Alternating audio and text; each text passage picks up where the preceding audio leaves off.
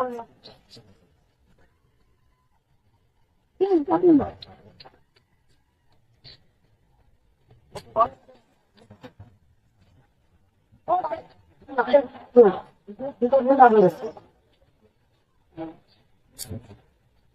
के थप्पड़ मारना चाहिए था यहाँ पे इनको अंपायर के मुंह पे। पैथेटिक अंपायरिंग इन राइजिंग स्टार एशिया कप। मैंने कभी ऐसी आपने जिंदगी में कभी नहीं देखा होगा। वैभव सूर्यवंशी का तो इस तरह बाउंड्री पे कैच हुआ तो वो ऐसा लग रहा था कि भाईजान बाउंड्री को पैर टच है, वहां पर तो अंपायरों ने भाई सीधा आउट दे दिया। जब मां सदाकत उस वक्त 56 पे खेल रहा था, वो आउट होता तो भिखारिस्तान वहां से मैच हार जाना था। ये जीत को मैं हजम कैसे करूं मुझे समझ नहीं आ रहा, क्योंकि 3 मैचेस हमने एशिया कप में इंडिया के अगेंस्ट खेले, तीनों मैचेस में हम हार गए। और उसके बाद यहाँ पर क्या किया हमने, अब 14 साल की बात कर रहे हैं, वहाँ 14 साल में वो लोग जो है वो बड़े बड़े माइलस्टोन अचीव कर लेते हैं। आईपीएल में इसने 35 बॉलों पे 100 किया। एग्जैक्टली। और मेरे ख्याल में एक टाइम था कि हम लोग यशस्वी जायसवाल के बारे में बात करते थे कि 13 बॉलों पे 50 किया उसने। यहाँ पर हमें सूर्यवंशी नजर आ रहे हैं और जिस तरह के वो रिकॉर्ड्स बना रहे हैं, एब्सोल्यूट मैं कहती हूँ प्लेजर है, एब्सोल्यूट टैलेंट है। हमारी टीम थकी हुई 3rd क्लास टीम है, उसके पीछे सबसे बड़ा जो रीजन है वो हमारे लोग हैं। जिस इंडिया एक मैच आज वाला संडे जो था वो इंडिया के लिए नहीं था। इंडिया टेस्ट आ रहा है, उसके बाद भाई वो पाकिस्तान भिखारिस्तान ने भाईजान हरा दिया इंडिया को। कोई बात नहीं भाईजान, जहां पर पाकिस्तान हर बार जलील होता है, एक संडे इंडिया का नहीं हुआ तो क्या हुआ। एक ये लेवल है थर्ड अंपायर का, ये पता करना चाहिए थर्ड अंपायर है कौन।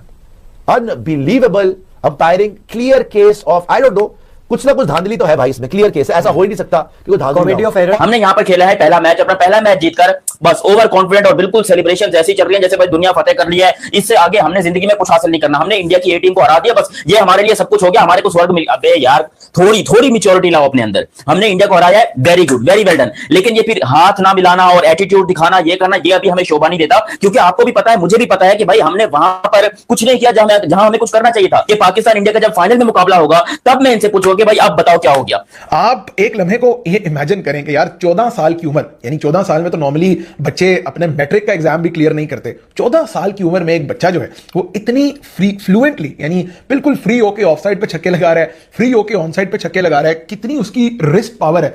और जिस तरह से नजर आ रहा है ना भाई, ये मुझे लगता था कि मतलब एमएस धोनी के बाद there is no one gonna be जो कि उनकी लेगेसी मेंटेन कर सकेगा। फिर विराट आ गए, फिर रोहित शर्मा आ गए। रोहित शर्मा और विराट के बाद किसी को पता था कि इतने बड़े-बड़े अभिषेक, जसवाल, उसके बाद सूर्या, दुनिया के 2-3 साल आने वालों में दुनिया छोड़ दें। अब आप अभिषेक, आपको भी पता है और मुझे भी पता है कि अभिषेक जब थोड़े से अपने करियर में आगे चले जाएंगे तो you will be having the next sun, rising star you can say, और आपको वो नाम नजर आएगा एज सूर्यवंशी। कैसे हैं ये बच्चे? कल के सिस्टम से आ रहे हैं, एक सिस्टम है उनका पूरा, उनकी हर स्टेट अपार्ट फ्रॉम एक टीम है इंडिया की जो T20 होती है डोमेस्टिक, हर स्टेट अपना T20 का टूर्नामेंट कराती है। ये होता है टैलेंट जो यंग है हमारे पास, ठीक है। अब पाकिस्तान में आई गेस हम लोग ना बाय इंटरनेशनल बस अपने आप को ना बदनाम ही कर रहे होते हैं। बड़ा डिफिकल्ट है राइजिंग स्टार एशिया कप, लेकिन इसमें तो बहुत से प्लेयर ऐसे हैं पाकिस्तान की टीम में भी, इंडिया की टीम में भी, अफगानिस्तान की टीम में भी, जो तो राइज होकर डूब रहे हैं।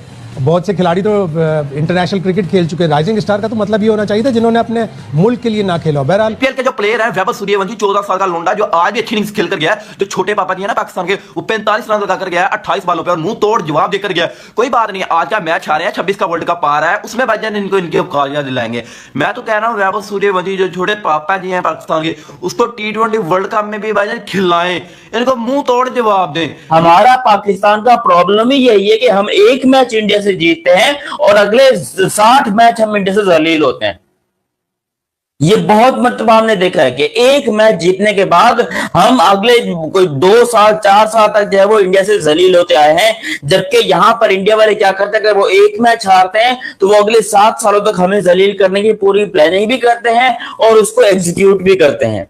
पाकिस्तान ने 2021 में इंडिया को हराया था, उसके बाद से आज तक हम जलील होते हुए आ रहे हैं। वो एक जीत पाकिस्तान को बर्बाद करके बैठी है और आज तक बर्बाद करके बैठी है, क्योंकि मुझे पता है लोगों को लग रहा होगा कि हमने बहुत बड़ी तीर मार लिया था इंडिया को हराकर, बट मैं आपको गारंटी से कह सकता हूं कि हमारा डाउनफॉल तभी से शुरू हुआ था जब हमने इंडिया को हराया था।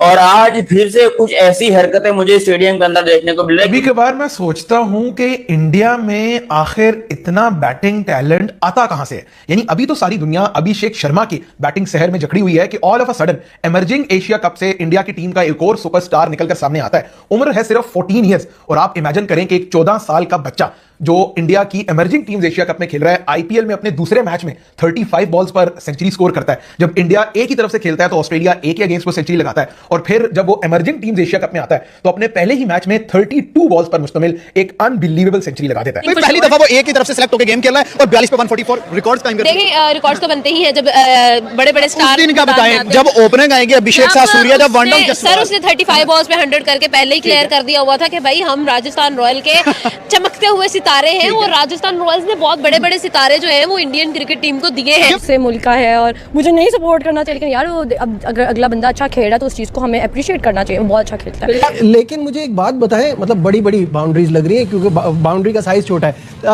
रऊफ, ये जो शाहिद भाई ने बात की ये बड़ा इंपॉर्टेंट पॉइंट है, मैं भी इसी की तरफ आना चाह रहा था। बाकी टीमों में तो इतने नहीं दिख रहे, इंडिया में मेरा ख्याल है शाहिद साहब जितेश शर्मा के अलावा एक ही और प्लेयर है, शर्मा और रमनदीप। लेकिन पाकिस्तान में तो अब मुझे ये बात समझ नहीं आ रही कि सुफियान मुकीम, इरफान खान नियाजी जब आप एक प्रो लेवल पे पहुंच जाते हैं, खेल लेते हैं आप, तो उसके बाद फिर ये राइजिंग स्टार में जाना ये कुछ सही लगता है आपको? बिल्कुल दुरुस्त निशानदेही की है क्योंकि 4-5 साल से ये लोग पाकिस्तान टीम के साथ हैं और पार्सल रहे हैं, तो फिर इनको राइजिंग स्टार के आगे पाकिस्तान टीम के साथ भेज देना बच्चों के खिलाफ खेलने के लिए, तो ये मेरा ख्याल है कि जो बच्चे हैं उनके साथ जाती है।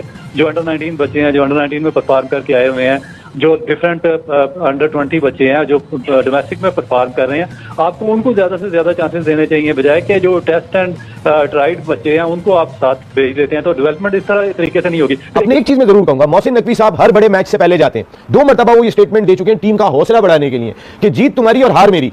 अब लगता है खिलाड़ी जो है ना वो चेयरमैन के लिए खेल रहे हैं। ये कर दिया वो कर दिया, जब इंडिया हारता है किसी के मुंह से आवाज निकले भाईजान, जो कंट्रोवर्सी चली है, जो मैच फिक्सिंग किया था वहां पे पाकिस्तान अंपायर खरीदा था, जो अंपायर ने गलत फैसले दिए थे उनके खिलाफ किसी ने आवाज नहीं उठाई, क्योंकि जो क्लियर आउट दिखाई दे रहा था वहां पे बाउंड्री पे जो नील वजीरा ने कैच किया था 110% आउट था, तो उसे ना तो छक्का दिया है ना तो आउट किया। ये कौन सा क्रिकेट का रूल है भाई? अगर आउट नहीं था 6 दें। बीसीसीआई से फिर भी डरते हैं ये, इन्हें पता बीसीसीआई जो अंपायर है उड़ा के मारेगी, अब ये इनकी औकात है। और उसके अलावा एक क्लियर जो भाई नॉट आउट था आशुतोष शर्मा, जो कि मिडिल ऑर्डर से इंडियन टीम के लिए बैटिंग करने के लिए आया था, और भाई उसे आउट दे दिया क्योंकि इसमें डीआरएस नहीं था, अंपायर ने आउट दे दिया तो आउट है। तो भाईजान इनके खिलाफ आवाज है। वैभव सूर्यवंशी का तो इस तरह बाउंड्री पे कैच हुआ तो वो ऐसा लग रहा था कि भाईजान बाउंड्री को पैर टच है, वहां पर तो अंपायरों ने भाई सीधा आउट दे दिया।